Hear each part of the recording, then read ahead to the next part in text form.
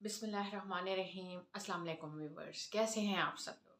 हमेशा की तरह ढेरों दुआएं आप सब लोगों के लिए। जहाँ रहें खुश रहें, आबाद रहें और हमेशा अल्लाह ताला की अमान में रहें। आमीन सुम्मा आमीन। आज एक दफ़ा फिर मैं आप लोगों के पास एक बहुत यूनिक वजीफ़ा लेके आई हूँ और उम्मीद करती हूँ कि आपको मेरा ये वजीफ़ा भी बहुत अच्छा लगेगा।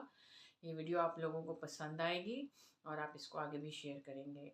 देखें, अभी मैं आपको अपने इन वीडियोस में मुख्तलिफ़ किस्म के वज़ाइफ बताती रहती हूँ, ताकि अगर आप में से किसी को भी कोई इशू मसला है तो वो इन वज़ाइफ के ज़रिए, इन रूहानी हाँ, जो अमल होते हैं उनके ज़रिए से और अल्लाह ताला के कुर्बत के ज़रिए से आप जो है वो अपने इन मसाइल का हल तलाश कर सकें और उन मसाइल और उन मुसीबतों को, उन परेशानियों को अपने आप से, अपनी फैमिली से और अपने घर से दूर कर सकें। तो देखें, उसके लिए थोड़ी सी मेहनत भी करनी पड़ती है। थोड़ा सा जो है वो अपनी जो नीयत होती है वो भी करनी पड़ती है और थोड़ा और अल्लाह ताला की तरफ रजू भी करना पड़ता है। देखें, जब हम ये सब काम करते हैं फिर कहीं जाके हमारी जो वो मसले मसाइल होते हैं वो हल होना शुरू हो जाते हैं। और देखें, हम लोग जो हैं इंसान हैं, फितरी तौर पे हम लोगों की यही ख्वाहिश होती है कि अगर हमें कोई मसला है, कोई इशू है तो वो फौरी तौर पे हल हो जाए। देखें, ऐसा कभी भी नहीं होता। आपसे झूठ क्यों बोला जाए। मैं कभी भी आपको इस साइट पे इस तरीके से बात नहीं करूँगी। ना ही मैंने अपनी किसी वीडियो में इस तरीके से बोला है और ना ही मैंने कभी थंबनेल पे ऐसे कुछ लिखने की कोशिश की है। हाँ, इंशाल्लाह मैं ज़रूर लिखती हूँ कि इंशाल्लाह ऐसा होगा और मुआज़ा होगा और यकीनन ये मुआज़े होते रहते हैं और कई दफ़ा हम अपनी आँखों के सामने वो चीज़ें देखते भी हैं और उन चीज़ों को हमारे इर्द-गिर्द जो लोग होते हैं वो भी महसूस करते हैं। बट ये होता है कि समटाइम्स हम अपनी प्रॉब्लम्स में इतने उलझ जाते हैं कि वो हमें वो हकीकतें और वो सच्चाइयाँ और वो बातें नज़र नहीं आ रही होती। तो इसका क्या वो होता है कि हम मज़ीद जो है वो अपने लाइल्मी की वजह से, अपने इन मसले मसाइल को हल ना करने की वजह से मज़ीद परेशानियों में धँसते चले जाते हैं। तो इसका बेहतरीन तरीका मैं आपको बताती हूँ कि इसका बेहतरीन तरीका क्या है। तो बेहतरीन तरीका जो है वो ये है कि आप जो है अपने आप को दुनिया दुनिया के साथ-साथ, मैं ये नहीं कहती आप दुनिया को अलग कर लें। आप दुनिया में रहते हुए, आप दुनिया के काम-काज करते हुए अपना जो है दिल और दिमाग जो है वो आप अल्लाह ताला की तरफ मोड़ें। जी, आप इबादत की तरफ आएँ, आप नमाज़ की तरफ आएँ, आप तिलावत की तरफ आएँ, आप तस्बीहात की तरफ आएँ। और अपना जो टाइम है, आप अपना दिन के 24 घंटे हैं, दिन के 12 घंटे हैं, ठीक है? रात के 12 घंटे स्कूल के होते हैं। इन 12 घंटों में से अगर आप 10 घंटे भी काम करते हैं, ठीक है? अपने दफ़्तर में काम करते हैं, तो आप क्या अपने लिए और अपनी फैमिली के लिए, अपनी खुशियों के लिए क्या आप आधा घंटा भी नहीं निकाल सकते? अल्लाह ताला की इबादत के लिए, कोई तस्बीह करने के लिए, कोई विर्द करने के लिए, कोई ज़िक्र करने के लिए, कोई नवाफ़िल अदा करने के लिए। तो जब हम हमारे पास इतना टाइम नहीं है कि हम अल्लाह ताला को याद करें, तो आप बताएँ कि अल्लाह ताला फिर कैसे हम पे तवज्जो देगा? जब हम उसको पुकारेंगे ही नहीं, जब हम उसकी तरफ मतलब उसकी तरफ देखेंगे भी नहीं, ठीक है? यही चीज़ हो सकती है ना कि हम दुनिया में इतने मशगूल हो गए हैं कि हमें उसकी तरफ मतलब टाइम ही नहीं है हमारे पास जी, इबादत करने के लिए टाइम नहीं है हमारे पास, ठीक है? तो क्या होता है कि जी जुम्मे की नमाज़ पढ़ ली, और क्या हुआ जी, हाँ, ईदों पे जाके पढ़ ली, ईदगाह में जाके नमाज़ पढ़ ली, हज भी कर लिया। दुनिया को दिखाने के लिए, दुनिया को दिखाने के लिए रोज़े भी रख लिए। जी, बिल्कुल, क्योंकि मैंने बहुत सारे लोगों को ऐसे देखा है जो सिर्फ़ दुनिया की खातिर, लोगों की खातिर, जी भी वो लोग बुरा ना कह दें, लोग ना कह दें, तो इस वजह से जी वो रोज़े रख रहे होते हैं और समटाइम्स झूठ बोल के जी रोज़ा है और रोज़ा होता नहीं है उन लोगों को। ये मैंने अपनी लाइफ़ में भी कुछ एक्सपीरियंस इस तरह के किए हुए हैं, देखे हुए हैं लोगों को ना, कि वो इस चीज़ का मतलब रमज़ान शरीफ में इस चीज़ का फ़ायदा उठा लेते हैं कि भई बस रोज़ा है या फिर क्या करते हैं, روزہ تو رکھ لیا، نیت کیا ہے ہماری؟ نیت تو اللہ تعالیٰ کی ثواب یا اللہ تعالیٰ کو خوش کرنا تو نیت نہیں ہے. نیت کیا ہے جی؟ ہم سمارٹ ہو جائیں گے جی، روزے رکھے ہیں ہم سمارٹ ہو جائیں گے.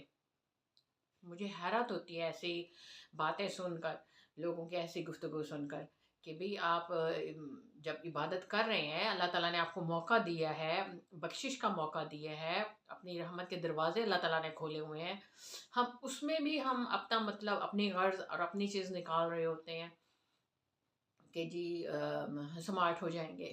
تو نیت آپ کی سمارٹ ہونے کی ہے، پھر آپ اللہ تعالیٰ سے کیا توقع کریں کہ وہ آپ کو خوشحال کر دے، وہ آپ کے گناہ معاف کر دے، وہ آپ کے رزق میں اضافہ کر دے.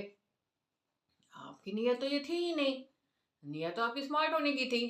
تو اسی طریقے سے جو ہے کئی دفعہ ایسا ہوتا ہے کہ جو ہے لوگ حج کرنے کے لیے جا رہے ہوتے ہیں، ہر سال جا رہے ہوتے ہیں.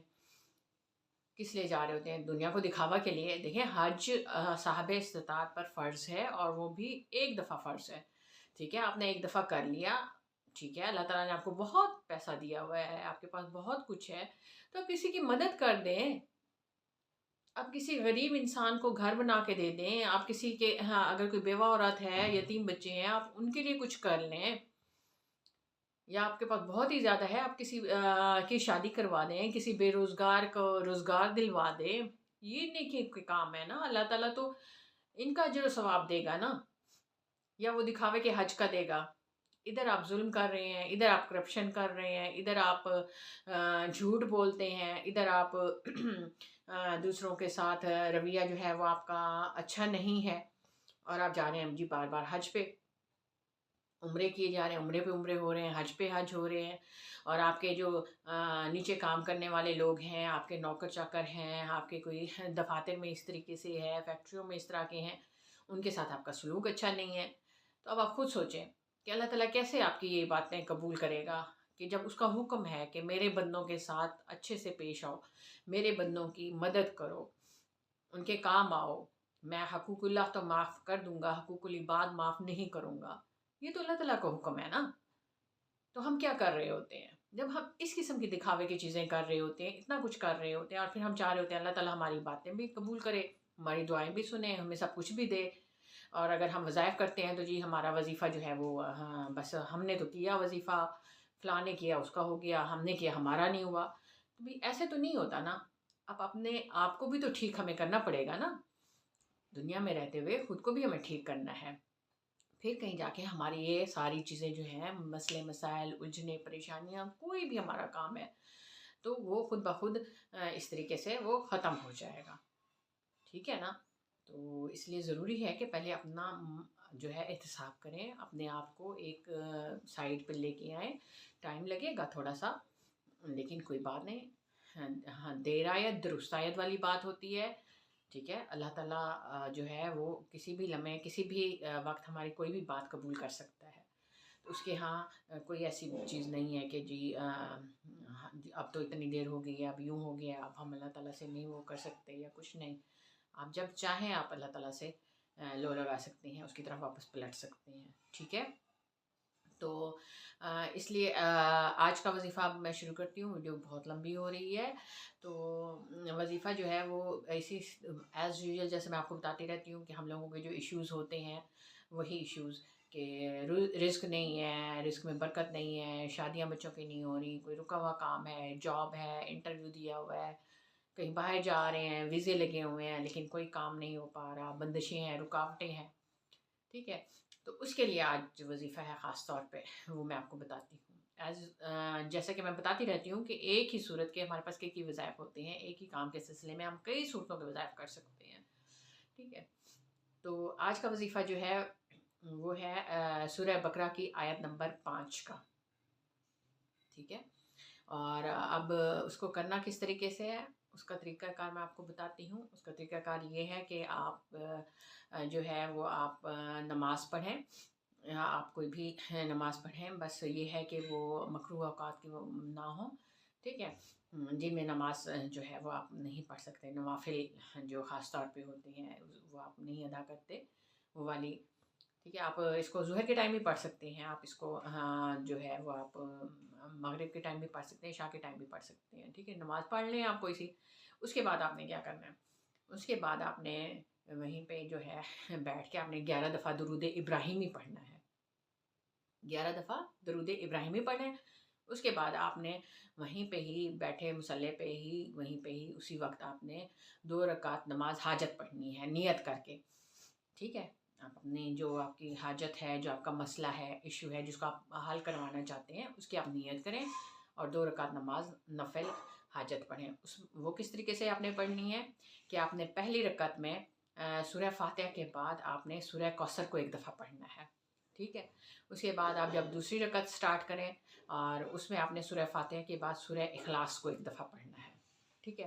اس کے بعد جب آپ نماز ختم کر لیں، سلام پھیر لیں، اور اس کے بعد جو ہے وہ آپ نے پھر کیا کرنا ہے، وہیں پہ ہی آپ نے اسی وقت آپ نے اللہ تعالیٰ سے دعا بھی کرنی ہے، اور پھر آپ نے ایک تسبیح پڑھنی ہے سورہ بقرہ کی آیت نمبر 5 کی، ٹھیک ہے۔ سورہ بقرہ کی آیت نمبر 5 جو آپ کو پتہ ہی ہے شروع کی آیت ہے، بہت ایزی، بہت آسان آیت ہے، اس کو آپ نے 100 دفعہ پڑھنا ہے۔ اور آیت کون سی ہے؟ بسم اللہ الرحمن الرحیم، اولئک علی ھدی من ربہم واولئک ھم المفلحون، ٹھیک ہے۔ بس اتنی سی آیت ہے، یہ آپ نے پڑھنی ہے، اور اس آیت کی آپ نے ایک تسبیح پڑھنی ہے، آپ نے 100 دفعہ اس کو پڑھنا ہے، ٹھیک ہے۔